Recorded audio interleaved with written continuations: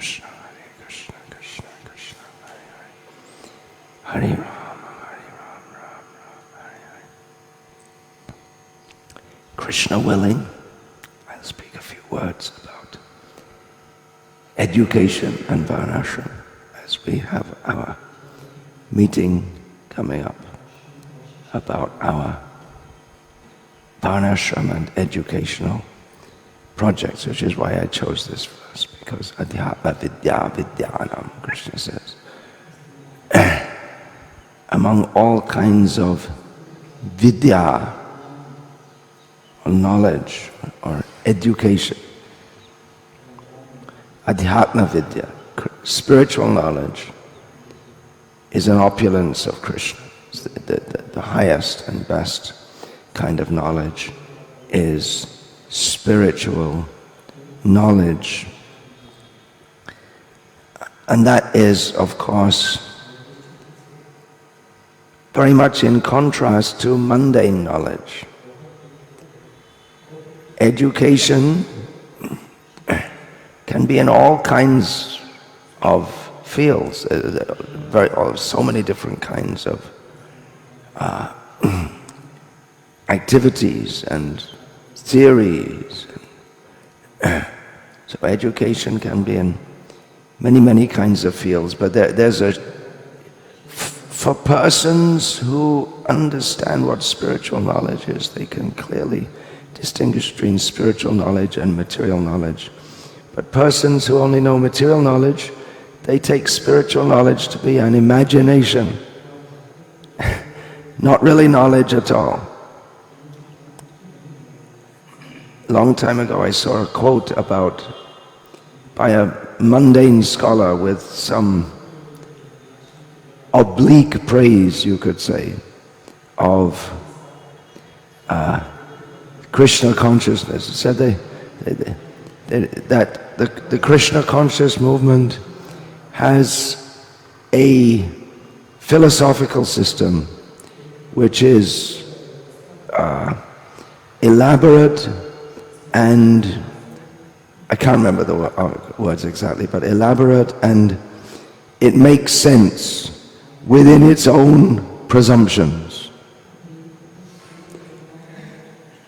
And the mundane educational outlook of the modern age is agnostic.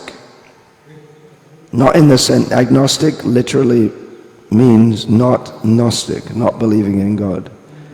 But it's generally, the term is generally used to mean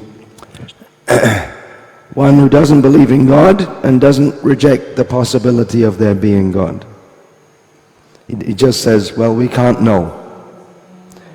And even Richard Dawkins, who had a spell of fame for some time as the most outspoken proponent of atheism in the world at the present time, he is, by his own definition, agnostic, because he says, I don't discount the possibility that there could be God, because we don't know.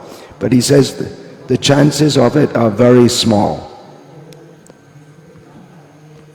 Well, the chances of there being a big bang and then everything ending up with us here is also very small.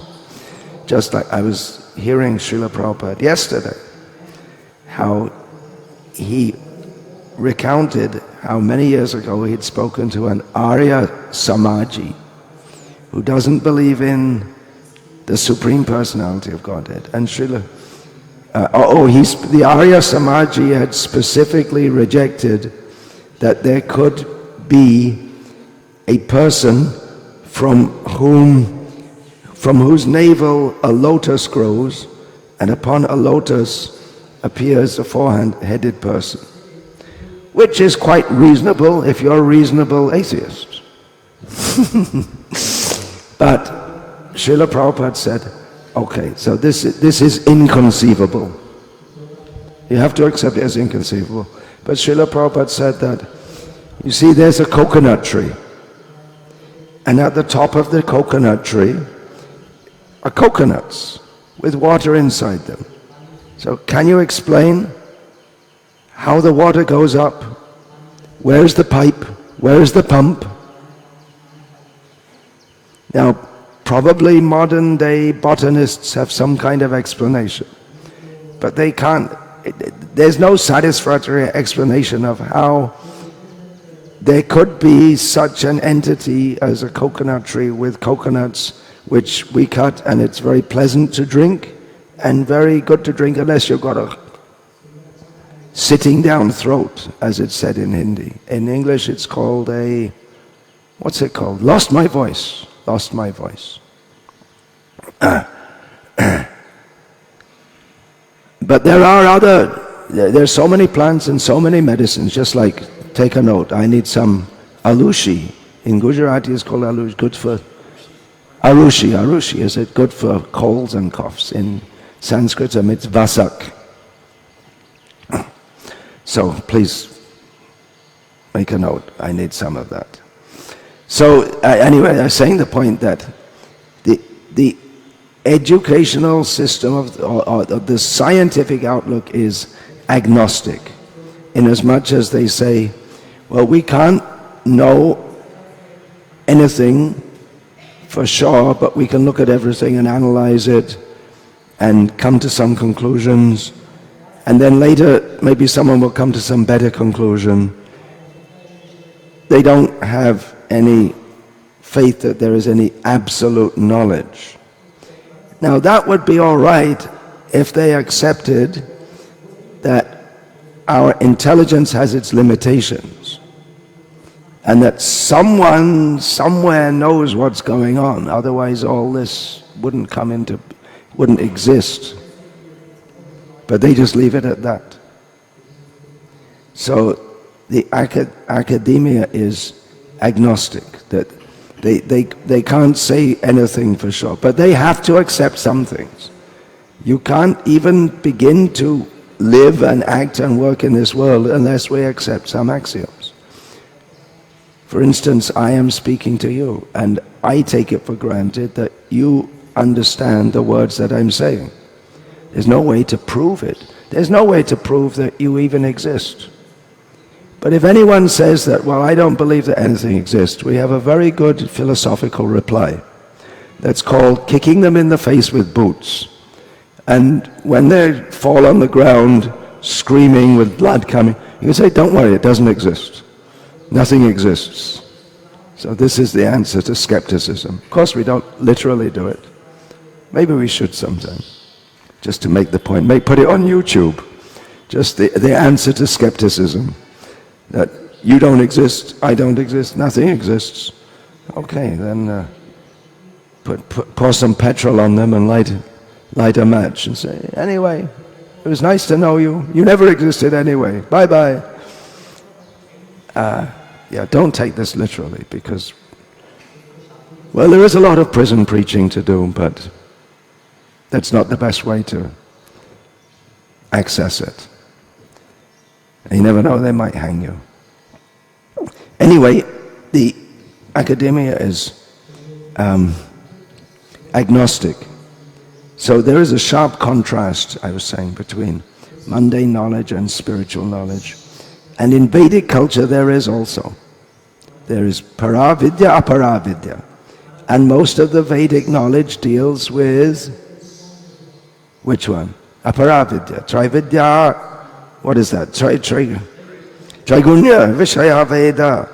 The Vedas, at least what is extant in the world, mostly deals with matters of this world. But there's a background there of Adhyatma Vidya, which Krishna speaks about in this verse. So all the Vedas, including the Upavedas, the Ayurveda and the Jyotish and Dhanurveda, Gandharva Veda, there are so many Upavedas. But the knowledge system, it's all one whole. It's all in harmony. If we understand gain. So I'm going to read a quote now from someone who's talking about the modern education. I didn't make a note of where I got the quote from. I think it's possibly from Robert Graves, who was a polymath, which means someone who's learned in many fields. Didn't help him much.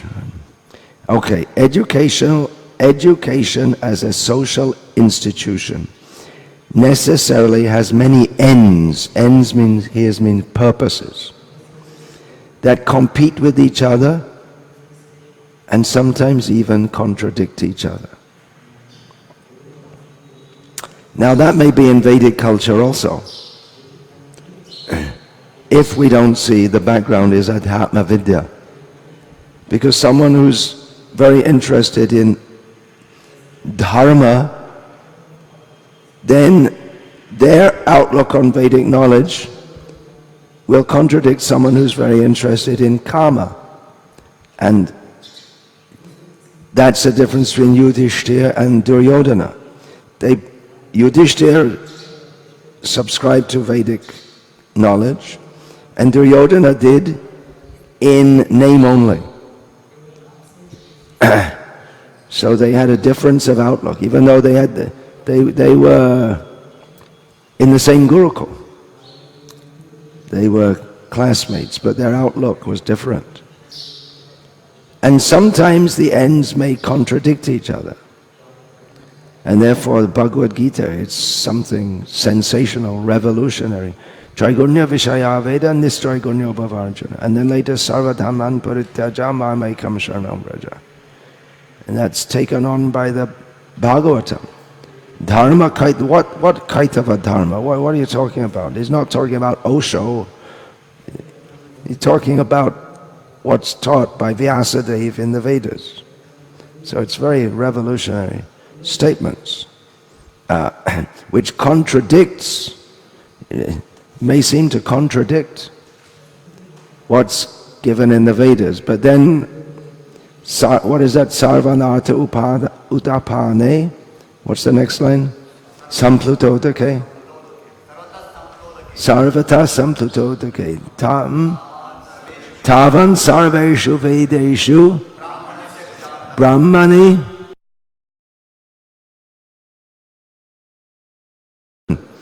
understand the underlying purpose, then he doesn't get a contradiction. He finds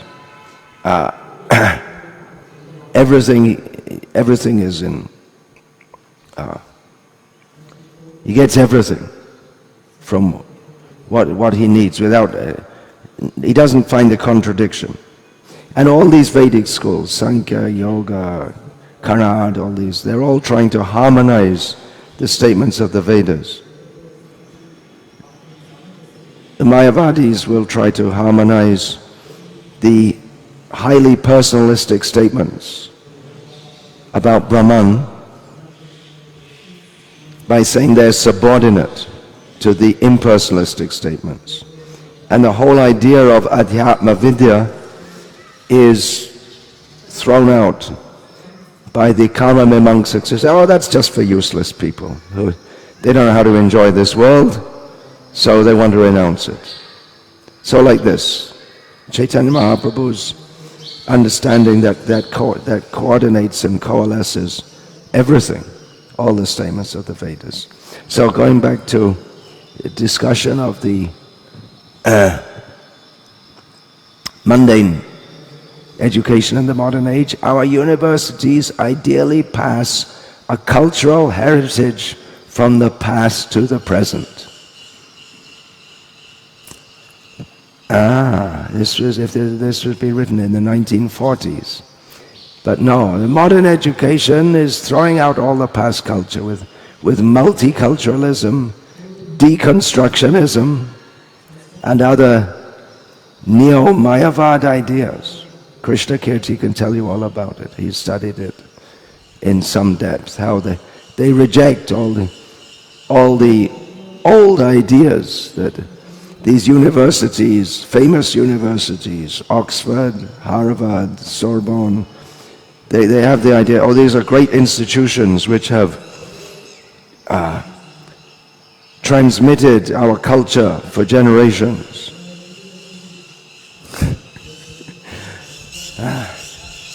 What's that culture? Drinking beer. But in fact, that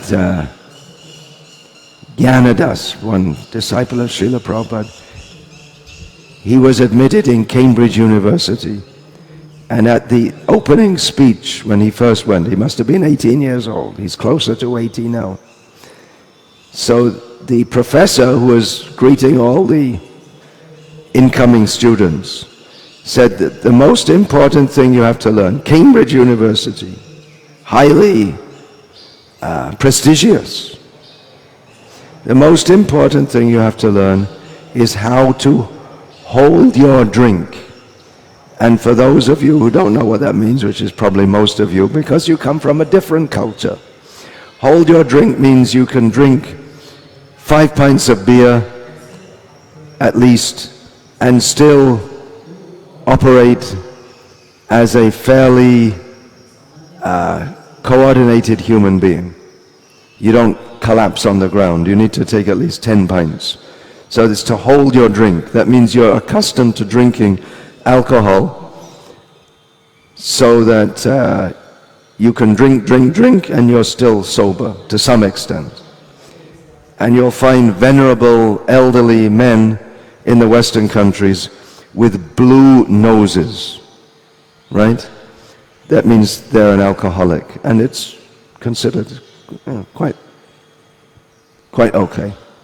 So he said, the most important thing you have to learn is how to hold your drink, because you can get by in life without a university degree, which is what they're going to the university for. But you can't get by without being able to hold your drink. This is a social statement. You can't get by in British society if you can't drink. Drinking is a social activity. So you have to be able to drink a few drinks, and then that's the main point of your education, he said. Which for Jnanadas Prabhu, I don't know what his name was at the time, his name is now Nemi Maharaj. He was initiated as a sannyasi.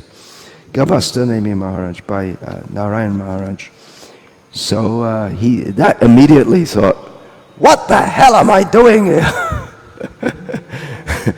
You don't have to go to university to learn how to drink. Every ruffian on the street knows how to do that. So anyway, cultural heritage, so that's what I'm saying, the cultural heritage of the Western world, it's based on drinking. Drinking in English language, when you say drinking, it means drinking alcohol, unless you qualify it. It's just like in Indian languages, if you say, have you taken rice? Maybe not here, but have you taken rice? It means, have you eaten? So in English language you say, well, we were drinking together. That means drinking alcohol, not drinking milkshake. It's so deeply in the culture. So passing the cultural heritage from the past to the present is a major point of mundane education. And Gurukul education also. A major point is transferring the culture. But practically what we're doing is trying to rebuild the culture, which is so badly knocked down. Okay, another point. Create an informed citizenry. That's considered very important in the modern education because it's democracy. So people have to vote. They should give an informed vote. Not like here in India where you round up all the people and I don't know how much they bribe them, but you give them a bribe and then they're supposed to vote for you.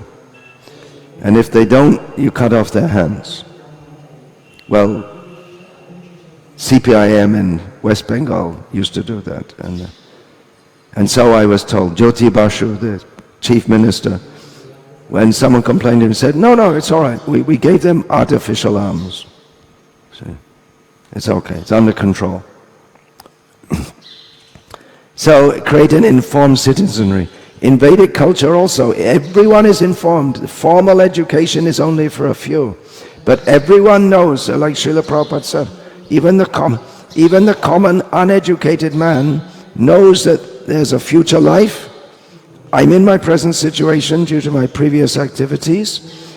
There's a sadhu, I should bow down. Srila Prabhupada said that even the uneducated farmer is more educated in the real knowledge than the people in the Western countries, even the big professors. And Srila Prabhupada often many times gave the example of Professor Kotovsky in Moscow as an example of someone who's the head of the Indology department in a prominent university, and he outright, flat rejected that there is a future life.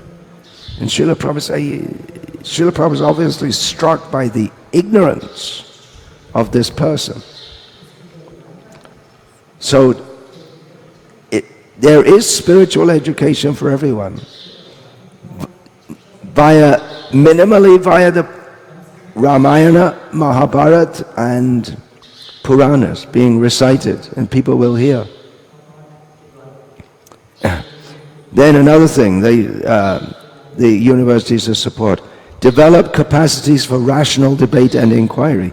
You weren't here, Krishna Kirti. I was just talking about how modern education doesn't transmit the cultural heritage, but it's deliberately aimed at destroying cultural heritage, the universities today. So develop capacities for rational debate and inquiry. That is spoiled by modern education. Specifically, they have what do they call that? That chilling off corner. What's that called? Huh? Safe spaces, where you can go and no one can call you an ugly mug or something. And you're not allowed to say anything which might upset anyone, which practically means you can't say anything, because anyone can be upset by anything. And it is what would have been called, maybe even just 1 or 2 generations ago, insane. And that's what's going on in the universities, in America especially. Teach vocational skills needed by the economy. That is the real purpose of mundane education, to train people up to be a automaton, like a robot, in the economy. And provide opportunities for upward mobility. You understand that? You stop translating. Yeah. To name a few of these ends. Now, our Gurukul is with a completely different outlook. Some of the techniques might be the same, but even the techniques we were discussing recently, in the modern education, the techniques are aimed at educating people of Shudra mentality who are not meant for any higher education.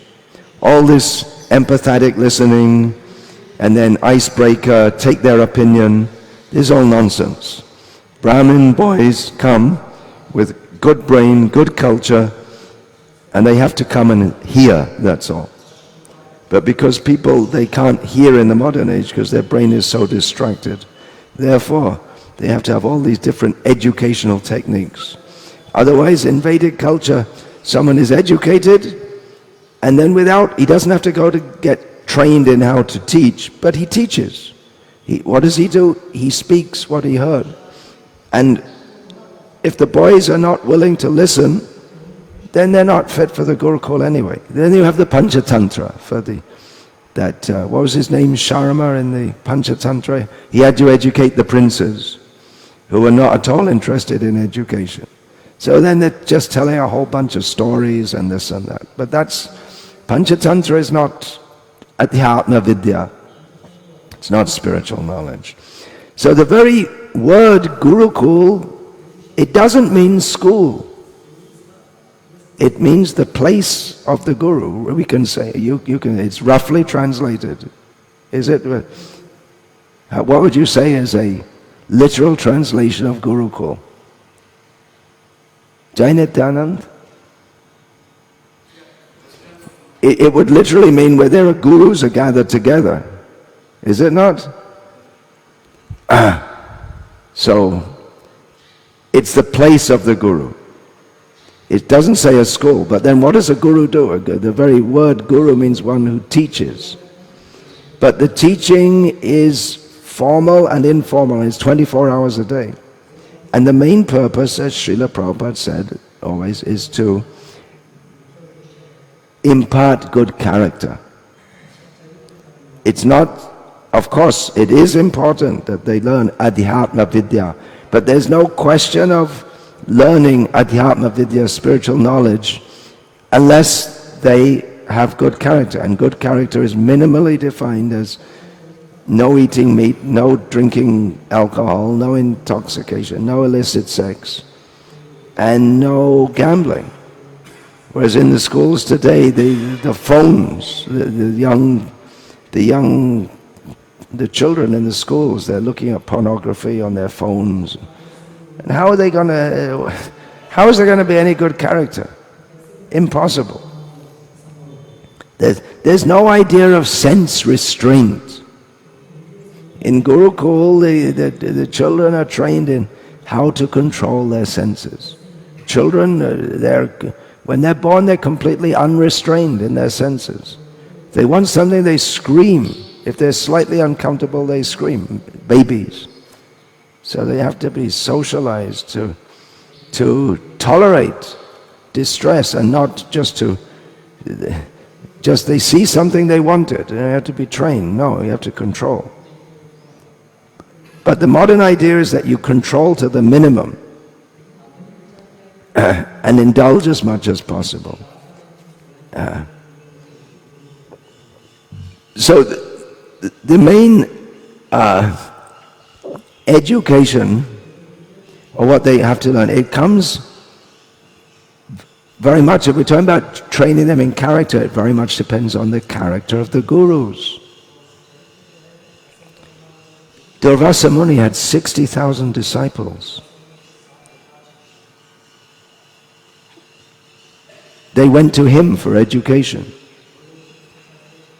Seems unusual, he's a very difficult person, but they went to him, 60,000. Must be difficult to be his disciple. But he must have been a good guru, he must have been a good teacher. But that basic principle is there. That sangat sanjayate karma, one's desires arises from one's association. Therefore, most important in Krishna consciousness is sadhu sangha. We have to associate with devotees. Krishna bhakti janma mol hai sadhu sangha. The very root of developing Krishna consciousness is association with devotees. Because who we associate with will largely form our character. And it's especially true of children. They need to have very good role models. So teachers or gurus, they have to set an ideal example. Whatever character traits they have, either positive or negative, that will be imparted to the children. Bhaktivinoda Thakur, he described in his, it's called Swalikita Jivani. I don't know if he gave that title, it just means autobiography. So when he was a young boy in the village school, the teacher had a system of the older boys would train the younger boys, and he'd beat they would control the younger boys, and the teacher himself would thrash the older boys. And then the older boys would thrash the younger boys. And the teacher would tell them, you bring me some chickpeas from your home tomorrow. And so the boys would have to steal from their home. And eventually the teacher was found out and they drove him out of the village. But Thakur came through as a great Vaishnava Acharya, but Generally, we'd expect ruffians to come out of such a person of bad character. It's probably a Brahmin by caste, because Brahmins are appointed as teachers. So good and bad qualities are imparted. As far as the education, as a lot of it, in terms of formal education, it's mostly theoretical, is it not? It's ideas in the mind. And we do tend to forget that, just like all of us studied science at school. Now, except the one here who's kept in touch with it, we've all forgotten. Maybe you don't even remember the words. Entropy, if you studied chemistry, or if you studied mathematics. What is a hypotenuse? Everyone must have got that. Can anyone remember what a hypotenuse is? You know, okay. It's the opposite the right angle in a, what's that called, a triangle which has equal sides, which is half a square. If you put a diagonal line in a square,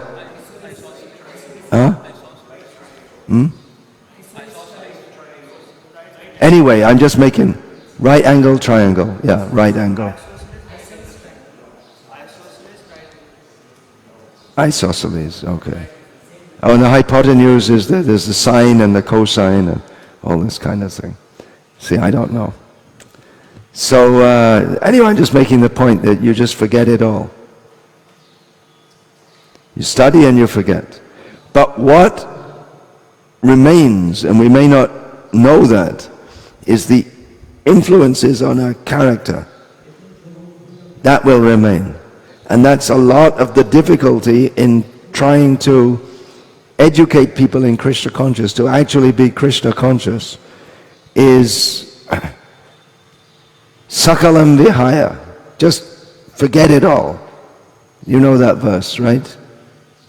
Sakalam vihaya. You know that verse? Do you still remember it? How does it begin? Hey sadhava, dante nitaya trinakam. Yeah. So anyway, whatever you learned in the past, just forget it all. And Chaitanya Chandra Charane Kurute Anuraga. Just develop full attachment for the lotus feet of Chaitanya Chandra. But it's a very difficult, we can say sakalam vihaya, just give up all that nonsense. But it's not that easy, because not only in previous lives, but in this life, we picked up enough nonsense to keep us going in the material world for another few crores of births, just in our school years. So how important it is if we can put into the children in the beginning the thoughts of Krishna and Krishna consciousness and the real purpose of life. Ours is a gurukul. It's not just imparting some academic knowledge. We're not very much concerned with passing exams, but we want to see how the children will come out and live as devotees. That Srila Prabhupada always said, our aim is not to produce big grammarians. That doesn't mean that if someone has ability that we don't train them in Sanskrit grammar and so on. But the real aim is we want to see people who are devotees, who are fully devoted to Krishna. That's it. And then their life is perfect. And on top of that, if they can preach Krishna consciousness, so much the better. So it's not that what we can call the theoretical basis, it's not unimportant, or the stuff that remembering shlokas and what they mean, but we want to see how people practically live that in their life, that they've actually taken Krishna consciousness into their heart, and Guru Mukha Padlavakya Chitete Korya Aikya, they make the teachings of the Guru one with the heart, Otherwise, if someone has Bhakti Shastra degree, Bhakti Vaibhav degree, but they don't practice very well, what's the meaning? Both should be there.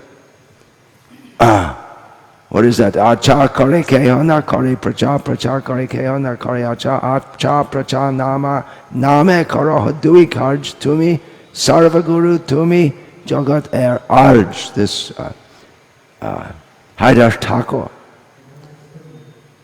Sanatana Goswami said that some people, they behave properly in devotional service, but they don't preach. Some preach, but they don't follow. But you do both in relation to the holy name. Therefore, you are the guru of everyone, and you're the best person in the universe. So ideally, both should be there. But of the two, we want to see that people are practicing. Otherwise, producing big scholars without any practical, without actually being devotees is meaningless. That means it's an incomplete education. Especially,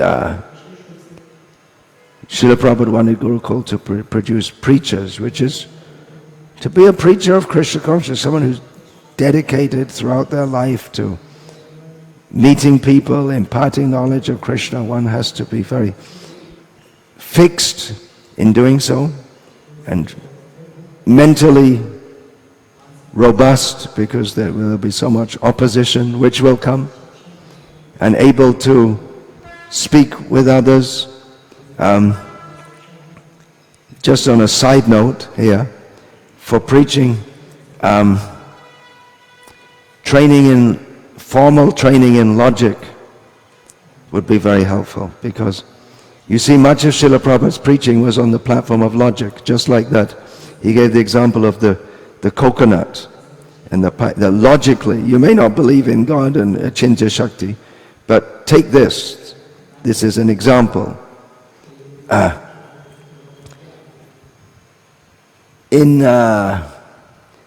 medieval universities in Europe, of course, they were founded originally for imparting religious training, but logic and rhetoric, and in ancient Greece, rhetoric, how to speak in public in a way that will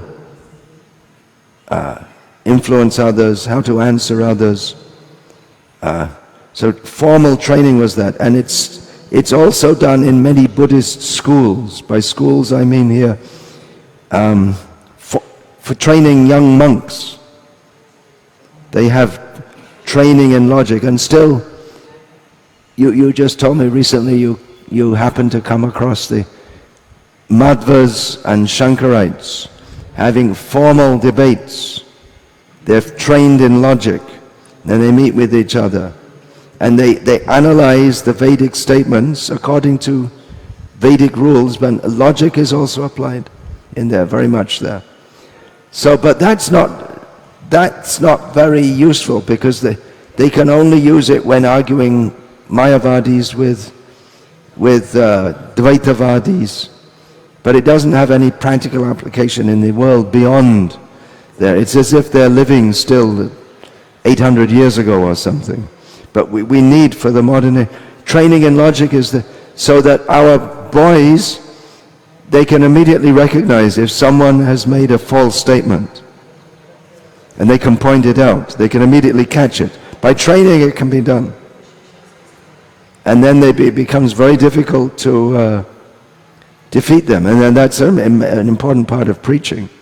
So that should be done. And also, we're having our Bhakti Shastra courses. Along with that, we can train the devotees in practical preaching. When someone says this, what do you say? But even apart from that, just recognizing patterns, logical patterns of speaking, illogical patterns. There's Vedic logic and there's Western logic, but there are standard, what should we say, paradigms or whatever, circular arguments, or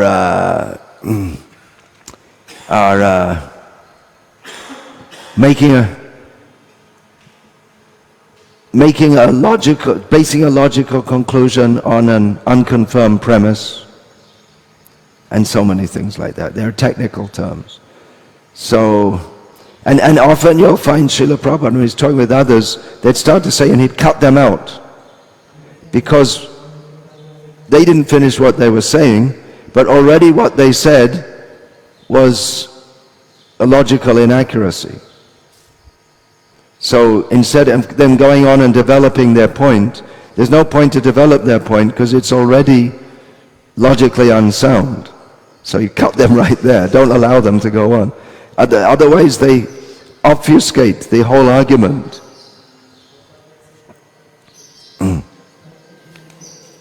So that's teaching logic, could be, for those who are going to be preachers. And of course, we'll see how the education, how well they've been educated after they leave the school. In the mundane educational system, how well you've been educated is judged by the examination. But in our education, it's judged throughout the life. How you apply that, how you live as a person. We see how they live as devotees. And education goes on. It's not the boy comes out of the school and then he has to be guided still. And throughout life we need guidance so that we can focus our attention on Krishna, living in this world with the aim to get out of it. And practically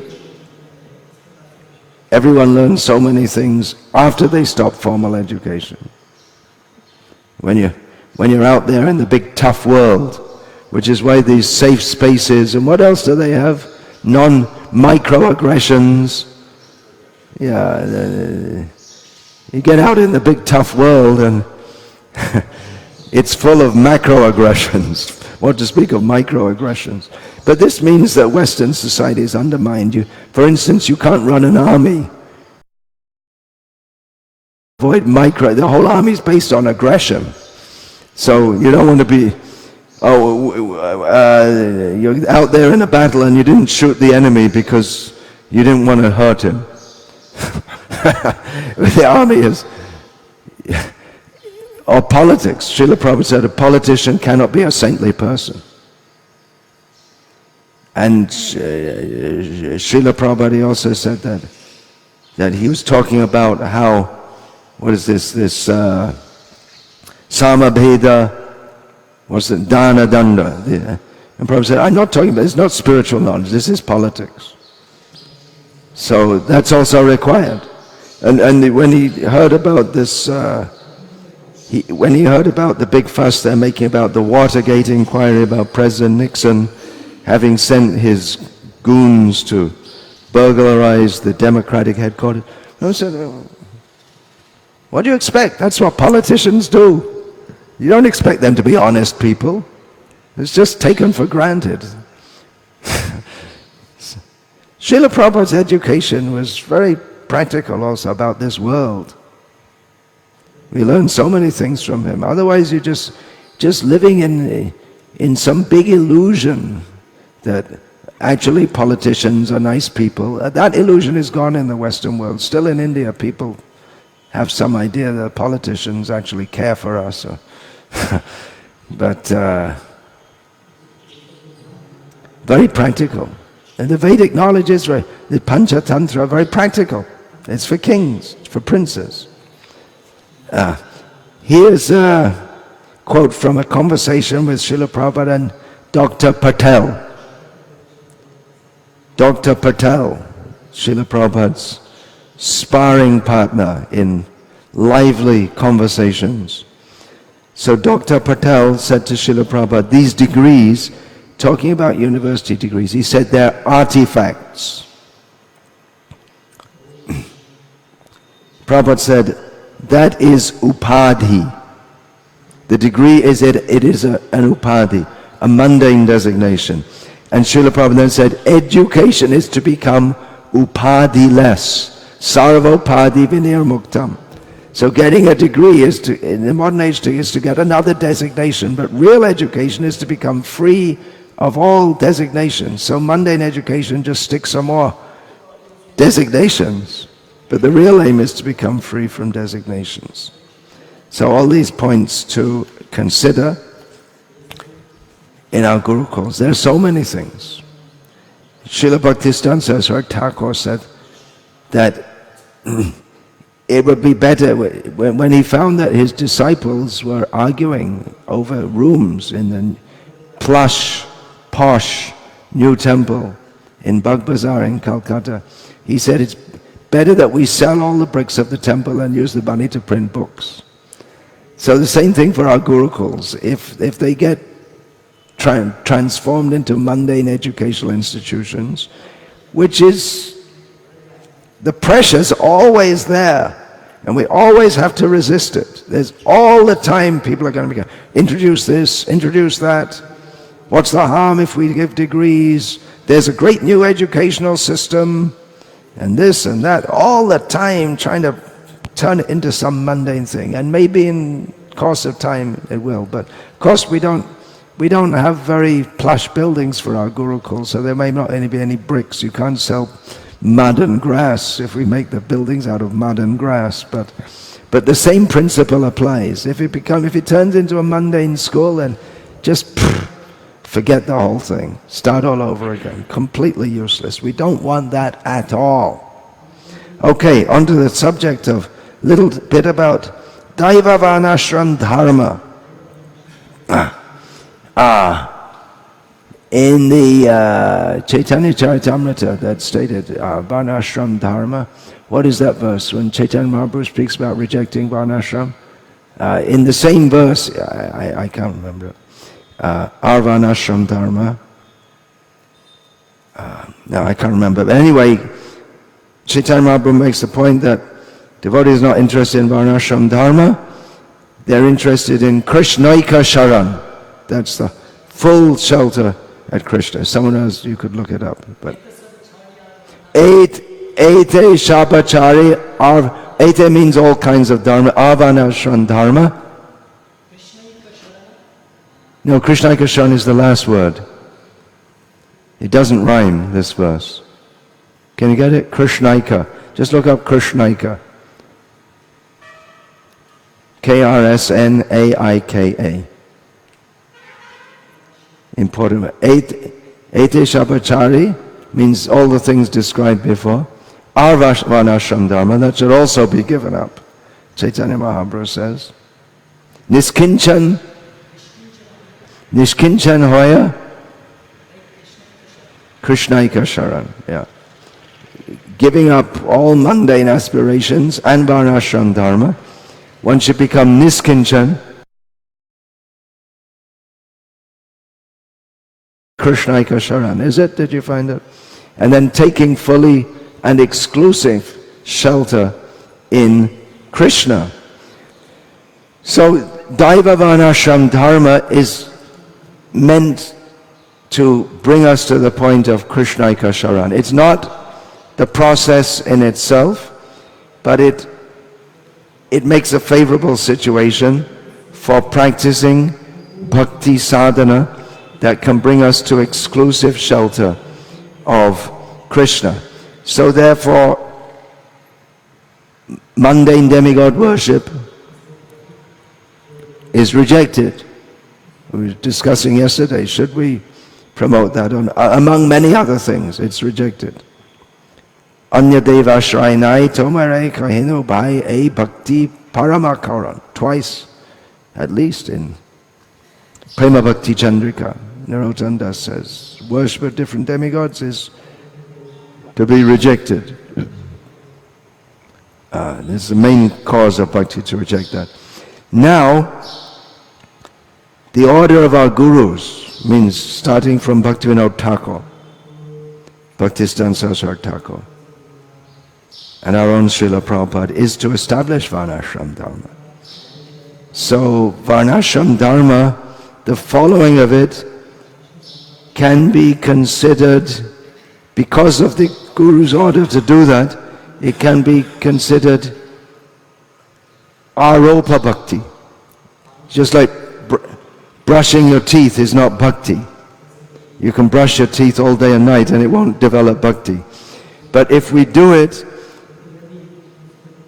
because we want to have not bad breath in front of the deities, and we want to preserve our dental hygiene so that we're not disturbed by toothache so we can go on serving Krishna, then that is not directly devotional service, but it's also considered devotional service, because we had activities for maintenance of the body for someone whose aim is to engage the body in Krishna consciousness, Arop Siddha Bhakti. And then the same way, if the aim is to form the society so that the whole society is meant for engaging in Krishna service, in the same way, Varnashram can be considered devotional service if it is Daiva Varnashram Dharma, clearly centered on Krishna. So Varnashram in and of itself is material. It can be spiritualized. Just like fighting is not spiritual, but for Arjuna it became spiritual. Brahmarpanam Brahmavya Brahmagno Brahmanahutam Brahmaiva Tena Gantavyas. Brahma, what is it? Brahma Kamasa. Everything becomes spiritualized by relationship with Krishna. So for Duryodhana, fighting at Kurukshetra was not spiritual. For Arjuna it was. It's the same activity. But because Arjuna was doing it in Krishna consciousness, then it became his devotional service. Now, we're all familiar with the term and the concept yukta vairagya. Dovetailing. Srila Prabhupada used the word dovetailing. We tend to think that dovetailing, it means we have all these sinful sanskars in our hearts. For instance, for playing rock music in the modern generation in India, playing rock music. So we may think that yukta vairagya means we play rock music for Krishna. Okay, theoretically it's admissible. There could be an argument made for it. Although, unless one rises early in the morning and chants 16 rounds and follows all the principles, then it's not, you're more dovetailing with Maya than dovetailing with Krishna. That's for sure. And so if we have the idea that we can dovetail all these sinful propensities for ghastly, hellish music, then what about dovetailing the propensity for pious activities? Should that be rejected? Something to think about. People have a tendency to perform sanskaras. That's not directly spiritual. It's part of Varnashram Dharma. Beginning with Garbhadan Samskara. That can be and should be done in Krishna consciousness. So all the sanskaras can be done in Krishna consciousness. Something we discussed this somewhat yesterday. Then we have to discuss it more. How far do we?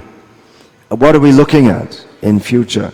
If we're looking at a fully Varnashram society, will there be demigod worship? I would think probably, because it's very much part of Vedic culture for people in this world.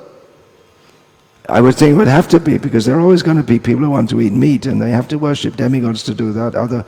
Unless you offer to some demigod, then it becomes grossly sinful. So there are going to be people at different levels of consciousness. Anyway, Hare Krishna. We can finish here now with that left hanging in the air, maybe for future generations. But you don't know. It could happen very quickly also. The whole society can change very quickly. when did Srila Prabhupada go to Moscow? 1971, was it? Something? Early 1970s. At that time, it was inconceivable that devotees could openly practice Krishna consciousness in that area which was called the USSR. Srila Prabhupada told Tamal Krishna Maharaj to preach in China. There was no way any American could even get into China. It was more closed off. So it could be that Krishna consciousness spreads very widely. We shouldn't just sit down and hope for it to happen. We have to keep on, but it can. So we should consider, it's not just theoreticizing, we should be ready. In Ukraine, shortly after Glasnost, and they got their political independence from the USSR, one of our devotees, Daneshwar Prabhu, one of Prabhupada's disciples, somehow he got to speak with some leaders of the country. And he recounted this several times. They told him that we don't have faith in communism.